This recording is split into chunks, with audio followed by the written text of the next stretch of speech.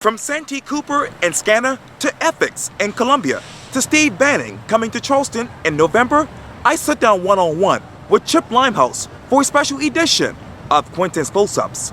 And be sure to download the free Quintin's Close-Ups app in your Apple or Google Play stores. Well, Chip, it is so good to see you. My friend Quintin. How are you? It's great. I'm just doing well and happy All Hallows Eve or happy Halloween. What's going to be your costume? I haven't dressed up for Halloween in 20 years. Well, And I am 33 years old, but no.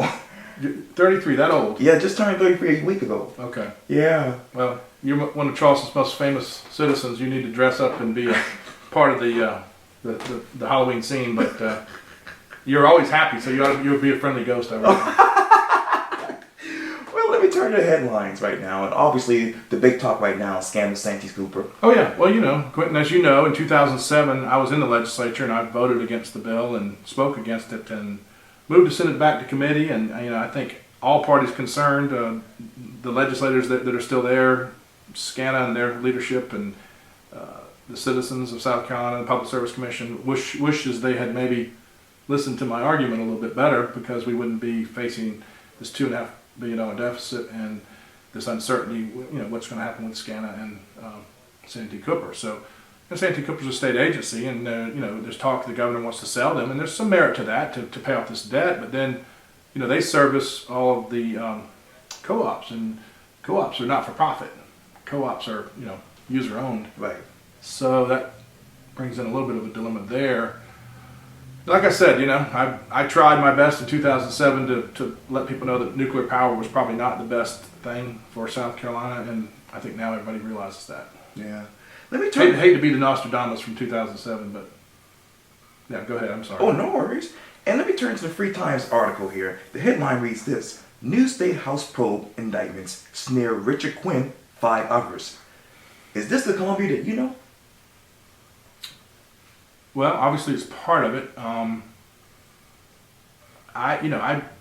pleased that I've served my 22 years, and here I sit with you undefeated and unindicted. So, to speak on what's going on there, I feel sorry for the families of everybody who is being indicted, okay. And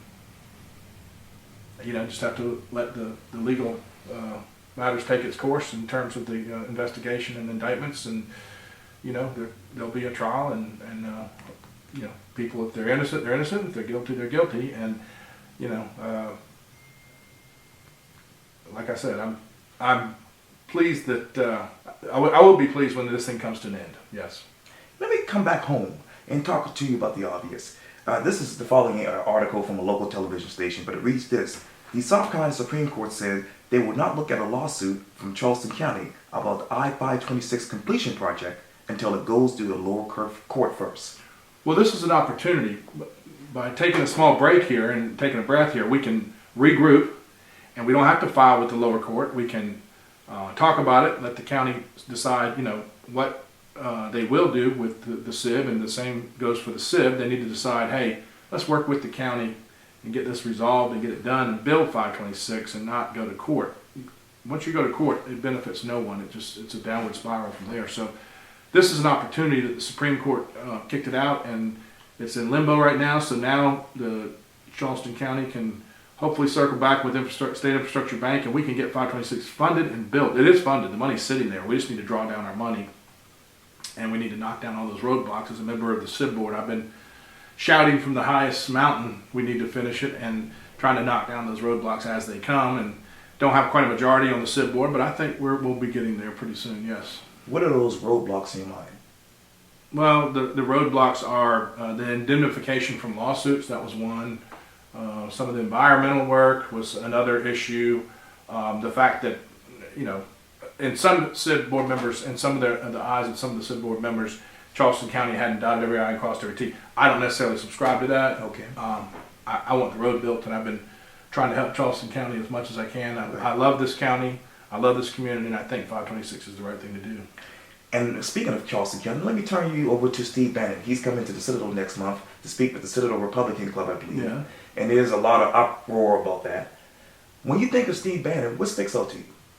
Breitbart News. that pops into my head. And then Trump, his association on the campaign, and then I think he was the chief of staff or held some high position in the administration until recently. You know, Quintin, it is the Citadel Patriot Club, the Citadel Republican Club. Right. So, in my view, they should be able to have whom they want to have come speak to them. And, you know, if Democrats don't like it, or, you know, some moderate Republicans, and I'm a fairly moderate Republican, don't like it, well, that's too bad, because they should be able to have whoever they want to come speak to them. And, you know, that's one thing that's concerning me in this country today. It seems like any conservative that goes to speak to any group, particularly at college campuses, gets, you know, blasted in the face by, you know, a water gun every time they try to do anything. So our country was founded on free speech. And I don't care whether you're a Republican, a Democrat, an independent, you know, a vegetarian. If someone wants to go and speak before a college group or any group, then that is their prerogative. If you don't like what they're going to say, or you don't like the person, you don't have to go. But to sit there and protest and whine and complain that, oh, they got, you know, I don't know Mr. Bannon. Okay. I've never met the man. Okay. Don't know if I'm going to the dinner or not. I haven't decided yet. But, you know, differing points of views are what has made our country great. But the tolerance for these differing points of views, the tolerance has dropped, particularly on the side of the left. The Democrats go crazy every time any Republican makes any move. You know, they have just absolutely attacked President Trump every single day. There's a new attack, and half of them seem to be not true. You know, let's let the man be president. Let's let him do his job. You know, they said when he was running for office he would make the world a more dangerous place. Well, guess what? How many ISIS fighters have you seen with somebody kneeling before them cutting their head off since Trump became president? How many? I haven't seen any. You're blinking? Are you trying to give me a code? No, I'm just listening. I'm just listening. The stock market, they said if he became president, the stock market would crash. It's exploded. You're doing great. He just got the budget passed through the House, which will then allow for one of the largest tax cuts in American history, which will spur this economy. You know, Reaganomics at its best. So let's let the man be president. And if, you know, Steve Bannon, I don't know the man. If he wants to go speak, let him go speak. You know, but and if you want to protest too, that's your right to protest. I mean, anybody can protest anything they want to. That's what makes our country great. But I just think we all ought to come together. We ought to love each other. Okay. And love our fellow man and work together. We're all in this together. This is our city, our state, our community, and let's work together. That's what I say. Let's love each other. Let's work together. You know, I work with everybody. Right, you do. I do. And to be fair, the Citadel Republican Club said on Facebook that they're not paying him to come here, and they don't really pay for people to come and speak at their events. So Yeah, and it is, in fact, the Citadel Republican Club. It's not the Citadel itself. Right. It's not the college Right. endorsing Steve Right, Bannon. It's right. the Republican Club having him as a speaker. You know, we're Americans. Differing points of views don't hurt. That's what makes us great. That's why we've done everything you see so far that's been done in the world.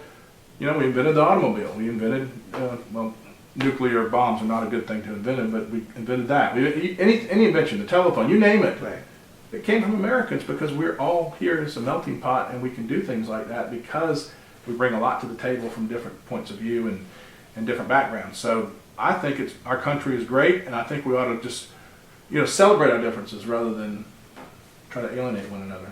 And speaking of President Trump, obviously, you know, State Representative Wendell Gilliard has called for his impeachment. When you heard that, what played in your mind? Well, I hope Wendell doesn't try to impeach me, but you know, Wendell is, you know, he's a very active leader in his community, and I have to say Wendell's a friend, and I have the highest respect for Wendell. I don't agree with him at all that President Trump needs to be impeached. I think what I said earlier, President Trump needs to be allowed to do his job, but Wendell's entitled to his view, and I don't, you know, I'm not going to protest Wendell's view. Wendell Gilliard is an individual, but he does a great job for his community. He's always on top of issues, and, you know, always, he's there for his community, and he loves Charleston.